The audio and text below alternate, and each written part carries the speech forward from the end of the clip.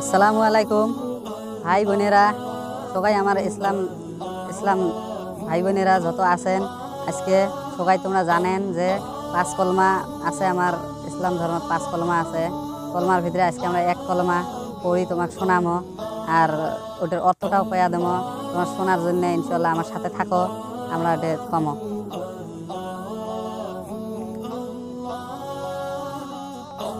First এক কলমা হয়েছে আমার লা ইলাহা ইল্লাল্লাহু মুহাম্মাদুর রাসূলুল্লাহ।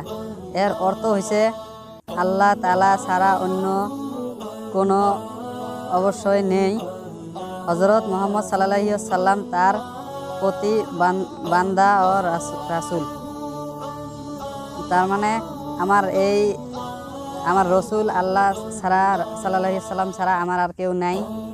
এর অর্থ হয়েছে এইটে। আজকে তোমাকে এটা শোনাইলাম, পরবর্তী আরও শোনার জন্য আমার সাথে থাকো। ইনশাআল্লাহ আমরাও চেষ্টা করবো তোমাকে দেখার জন্যে। খোদা হাফিজ।